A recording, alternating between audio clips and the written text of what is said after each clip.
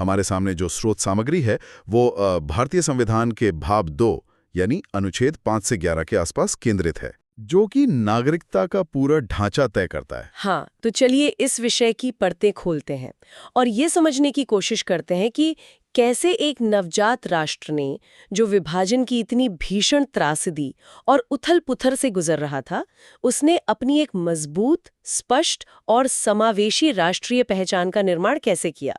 संविधान निर्माताओं ने एक बहुत ही स्पष्ट सैद्धांतिक निर्णय लिया था, एकल नागरिकता या सिंगल सिटीजनशिप। अच्छा। मतलब उन्होंने अमेरिका का मॉडल बिल्कुल नहीं अपनाया, जहां दोहरी नागरिकता होती है। वहां क्या है कि एक व्यक्ति देश का भी नागरिक होता है और उस राज्य का भी जहां वो रहता है। हाँ, मतलब सेंटर और स्टेट दोनों की अलग-अलग नागरिकता। बिल्कुल, लेकिन भारत में ऐसा नहीं है। चाहे कोई मद्रास में रहता हो, बॉम्बे में या बंगाल में, उसकी केवल एक ही पहचान होगी कि वो भारत का नागरिक है। अगर हम इसे बड़े परिप्रेक्ष्य में देखें तो ये केवल एक नियम नहीं था, बल्कि देश को एकजुट रखने का एक तरीका था, एक बहुत ही रणनीतिक औजार था। और ये जो मॉडल है, ये काफी हद तक ब्रिटिश प्रणाली से प्रेरित था, लेकिन इसे भारत की अनूठी और जो खंडित परिस्थितियां थीं, उनके अनुकूल ढाला गया था। ताकि कोई राज्य अलग होने की मांग ना कर सके, है ना? बिल्कुल। और यहीं पर अनुच्छेद 5 की भूमिका सामने आती है। स्रोत सामग्री के अनुसार संविधान निर्माताओं ने अधिवास, जिसे हम अंग्रेजी में डोमिसाइल कहते हैं, उसे इसका मुख्य आधार बनाया। अधिवास मतलब सिर्फ वहां रहना? नहीं, कानूनी भाषा में अधिवास का मतलब सिर्फ किसी जगह पर रहना नहीं है। इसका मतलब है वहां स्थायी रूप से रहने का इरादा, इंटेंशन। अच्छा, इंटेंशन। हाँ, यानी आपका शारीरिक निवास और आपकी मानसिक निष्ठा दोनों भारत के प्रति होनी चाहिए। तो अगर कोई व्यक्ति बस ये कह दे कि मेरा इरादा यहीं रहने का है, तो क्या केवल इरादा होना ही नागरिकता पाने के लिए काफी था? मेरा मतलब है 1950 के दौर में कोई अपना इरादा साबित कैसे करेगा? नहीं, केवल इरादे से काम नहीं चलने वाला था। इसे ठोस आधार देने के लिए अधिवास के साथ साथ 3 में से किसी एक शर्त का पूरा होना अनिवार्य था। वो शर्तें क्या थीं? पहली शर्त तो बहुत सीधी थी, व्यक्ति का जन्म भारत के राज्य क्षेत्र में हुआ हो, जिसे कानूनी भाषा में जूस सोली कहते हैं। ठीक है, जन्म के आधार पर। और अगर ये शर्त पूरी नहीं होती तो दूसरी शर्त थी कि व्यक्ति के माता पिता में से किसी एक का जन्म भारत में हुआ हो, जूस सांग्विनिस। अच्छा, माता या पिता में से कोई एक। और अगर ये दोनों ही शर्तें पूरी ना हो, मान लीजिए कोई ऐसा व्यक्ति है जो बाहर से आके भारत में बस गया हो, उनके लिए भी रास्ता था। उनके लिए तीसरी शर्त थी, यदि व्यक्ति संविधान लागू होने से ठीक पहले कम से कम 5 वर्षों तक भारत में सामान्य रूप से निवास कर रहा हो, यानी लगभग 1945 से। बिल्कुल। तो वो भी नागरिक मान लिया जाएगा। देखिए, ये एक बहुत ही समावेशी दृष्टिकोण था। हाँ, काफी लचीला लग रहा है ये तो। जी, आपको ये साबित करने के लिए किसी जटिल वंशावली या कोई बहुत गहरे रक्त संबंध की आवश्यकता नहीं थी।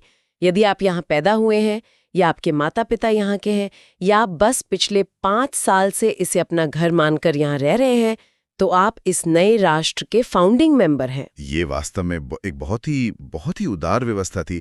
लेकिन अनुच्छेद 5 तो उन लोगों के लिए था जो शांति से भारत के भीतर रह रहे थे। हाँ, सामान्य परिस्थितियों के लिए। अब आते हैं उस डरावने हिस्से पर जो हमारी स्रोत सामग्री में भी प्रमुखता से है, विभाजन की त्रासदी। जब लाखों लोग, जो मतलब इतिहास का सबसे बड़ा मानव प्रवास कर रहे थे, वो सीमा पार कर रहे थे, तो क्या बिना किसी कट ऑफ डेट के सब कुछ तय करना अराजक नहीं हो गया होगा? संविधान निर्माताओं ने इस अफरा तफरी को कानूनी रूप से कैसे संभाला? यहीं पर संविधान की प्रारूप समिति की असली परीक्षा थी। इसी अभूतपूर्व संकट से निपटने के लिए अनुच्छेद 6 लाया गया, जो विशेष रूप से उन प्रवासियों की नागरिकता तय करता था जो पाकिस्तान से भारत आ रहे थे। अच्छा। स्रोत सामग्री बहुत स्पष्ट करती है कि इस अराजकता को रोकने के लिए उन्होंने एक अत्यंत महत्वपूर्ण कट ऑफ तारीख तय की, और वो तारीख थी 19 जुलाई 1948। रुकिए, 19 जुलाई 1948 ही क्यों? मतलब ये साल के बीच में एक बहुत ही अजीब सी तारीख लगती है। 15 अगस्त या 1 जनवरी क्यों नहीं? इस विशिष्ट तारीख के पीछे क्या कारण था? मैं बताती हूँ, ये कोई यादृच्छिक या रैंडम तारीख नहीं थी। 19 जुलाई 1948 दरअसल वो दिन था जब भारत और पाकिस्तान के बीच प्रवास को नियंत्रित करने के लिए औपचारिक रूप से परमिट प्रणाली लागू की गई थी। ओ, परमिट सिस्टम। जी, इस तारीख से पहले सीमाएं काफी हद तक खुली थीं और लोग बस अपनी जान बचाकर भाग रहे थे। इसलिए नियम ये बनाया गया कि जो लोग इस तारीख से पहले आ गए, उन्हें बिना किसी पूछताछ के, बिना किसी अतिरिक्त शर्त के भारत का नागरिक मान लिया गया। तो इसे एक मानवीय संकट के रूप में देखा गया है ना? बिल्कुल, पूरी सहानुभूति के साथ। तो जो लोग इस परमिट प्रणाली के लागू होने के बाद, यानी 19 जुलाई 1948 के बाद आए, उनके लिए क्या नियम थे? क्या उनके लिए दरवाजे हमेशा के लिए बंद कर दिए गए थे? नहीं, दरवाजे बंद नहीं किए गए थे, लेकिन एक तरह का चेक पोस्ट लगा दिया गया था। जो लोग इस तारीख के बाद आए, उनके लिए पंजीकरण यानी रजिस्ट्रेशन अनिवार्य कर दिया गया। अच्छा, रजिस्ट्रेशन करवाना होगा। और ये पंजीकरण ऐसा नहीं था कि आप सीमा पार करें और तुरंत नागरिक बन जाएं। उन्हें पहले कम से कम 6 महीने तक भारत में रहना होता था और फिर भारत सरकार द्वारा नियुक्त एक अधिकारी के पास आवेदन करना होता था।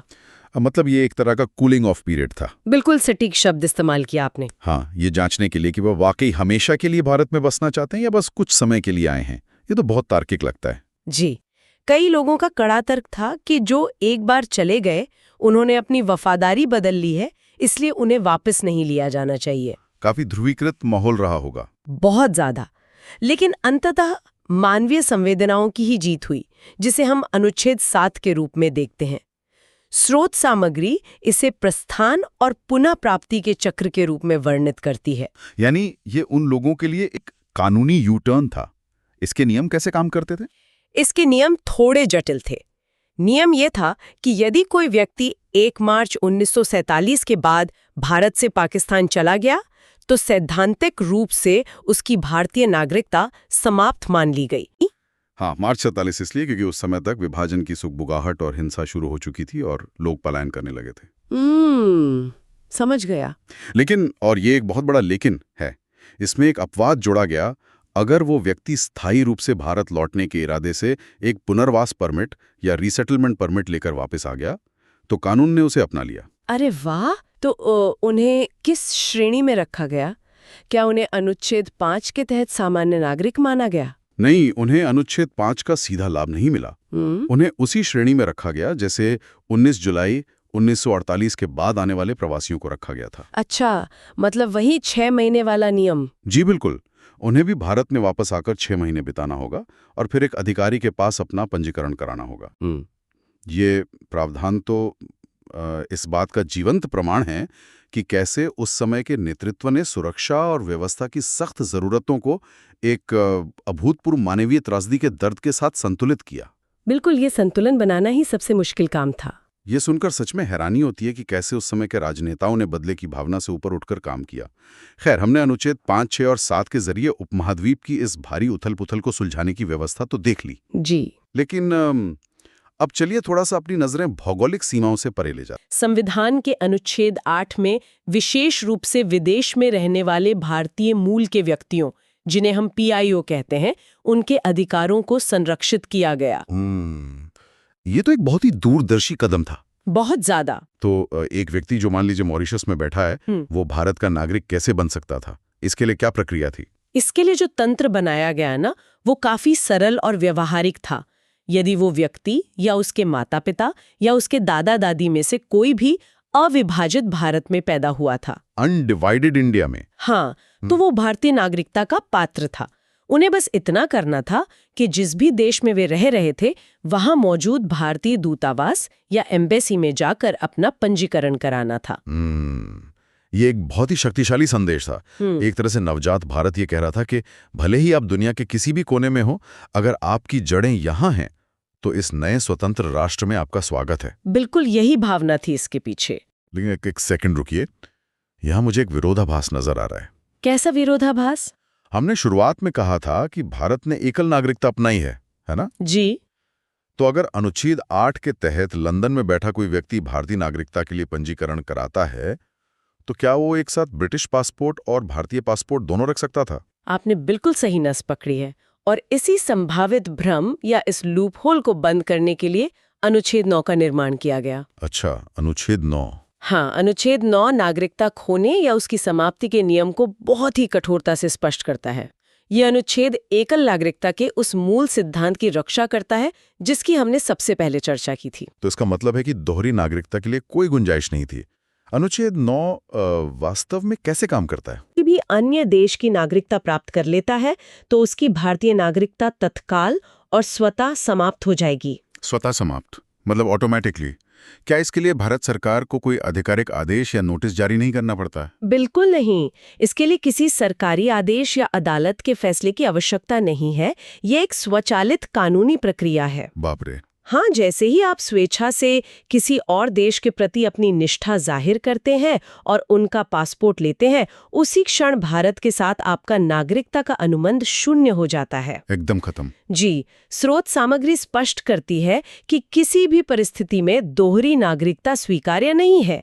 एक संप्रभु राष्ट्र के रूप में भारत को अपने नागरिकों से पूर्ण और अविभाजित निष्ठा की आवश्यकता थी। ये तो बहुत ही स्पष्ट और सीधा नियम है, मतलब एक तरह का नो चीटिंग क्लॉज। आप एक ही समय में दो देशों के प्रति वफादार नहीं हो सकते। बिल्कुल। इसी राजनीतिक अनिश्चितता और कार्यपालिका यानी सरकार के संभावित दुरुपयोग को रोकने के लिए उन्होंने अनुच्छेद 10 को एक कानूनी ढाल के रूप में स्थापित किया, एक शील्ड की तरह। ये ढाल नागरिकों की सुरक्षा कैसे करती है? अनुच्छेद 10 नागरिकों के अधिकारों की निरंतरता सुनिश्चित करता है।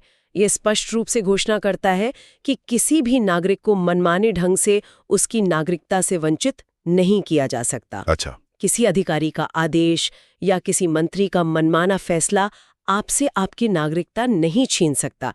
आपकी नागरिकता केवल और केवल उस प्रक्रिया के तहत ही छीनी जा सकती है जो भारत की संसद द्वारा बनाए गए कानून के अधीन हो। यानी कार्यपालिका को ये शक्ति नहीं दी गई, बल्कि ये शक्ति विधायिका यानी संसद के पास सुरक्षित रखी गई, जहां हर कानून पर खुली बहस होती है। बिल्कुल।